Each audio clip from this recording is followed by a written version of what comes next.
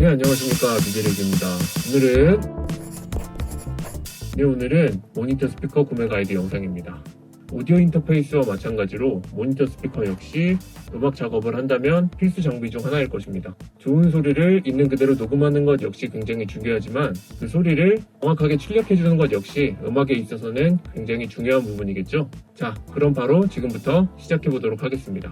가장 첫 번째로는 인치수입니다. 스피커를 선택함에 있어서 가장 중요한 것은 공간에 맞는 사이즈가 아닐까 생각을 하는데요. 제 개인적으로 스피커는 크면 클수록 좋다고 생각을 하는데요. 인치수가 저는 깡패라고 생각을 합니다. 그런데 작업실의 크기를 생각하지 않고 너무 큰 스피커를 쓰다 보면 오히려 작은 스피커를 쓰는 것보다 못한 경우가 발생을 하기도 하죠. 그렇기 때문에 공간에 맞는 스피커를 쓰는 것이 중요하다고 생각합니다. 홈 스튜디오 환경이라면 보통 4에서 6인치 정도의 모니터 스피커를 선택하는 것이 일반적인데요. 제 개인적으로는 적어도 5인치 정도의 스피커를 사용하는 것이 좋다고 봅니다. 스피커의 크기에 따라서 깊이감이나 표현력의 차이가 있지만 가장 크게는 저음을 표현할 수 있는 한계치가 존재하기 때문에 적어도 5인치를 쓰는 것을 추천드리는 바입니다. 두 번째는 스피커에 사용할 금액입니다. 너무 당연한 얘기지만 스피커에 지불할 수 있는 금액이 중요합니다. 가지고 있는 금액에 따라서 현재 구매할 수 있는 스피커의 종류가 달라지기 때문에 내가 소지하고 있는 한도 내에서 최대한 좋은 스피커를 선택하는 것이 중요합니다. 세 번째는 성향이나 취향입니다. 이 모니터 스피커라는 것이 이 음악을 위해 만들어진 제품이다 보니까 사실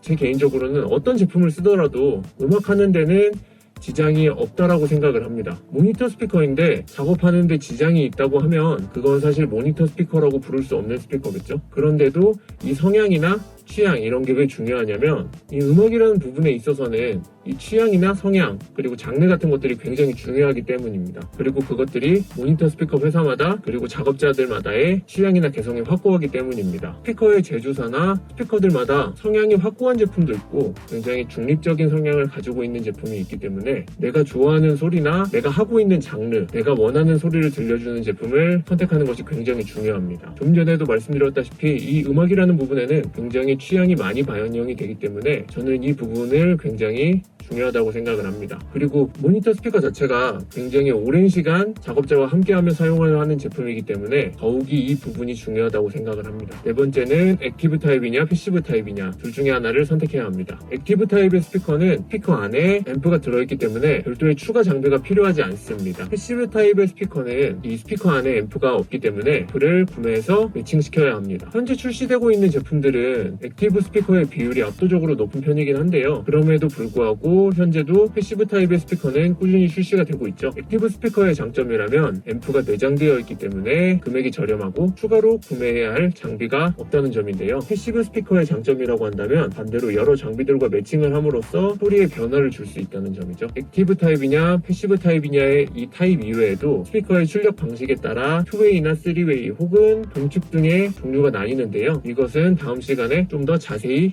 알아보도록 하겠습니다. 다섯 번째는 제품 구매 전 할 수 있다면 청음은 꼭 해보기를 추천드립니다. 음악 장비가 다 그렇긴 합니다만 특히 스피커 같은 경우에는 들어보고 사는 것이 가장 중요하다고 생각이 됩니다. 이 소리라는 것이 객관적이라고 한다면 정말 객관적이지만 주관적이라고 한다면 또 굉장히 주관적인 부분이거든요. 그렇기 때문에 100번의 리뷰보다 한 번의 청음이 낫다고 생각합니다. 인터넷으로 여러 스피커를 디깅 해본 후에 내가 원하는 스피커가 생기면 그 스피커를 청음할 수 있는 매장에 연락을 해서 청음을 해보는 것이 좋다고 생각을 합니다.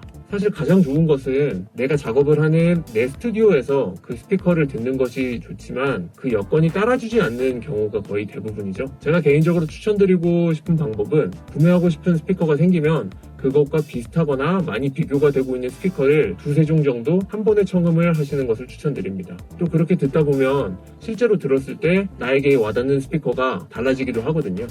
자, 오늘은 모니터 스피커를 구매할 때 알아두면 좋은 것들을 알아보았습니다. 이 영상을 참고하셔서 중복 투자가 없는 성공적인 스피커 구매를 하셨으면 좋겠습니다. 제가 준비한 영상은 여기까지이고요. 다음 시간에 더 좋은 영상으로 찾아뵙도록 하겠습니다. 감사합니다.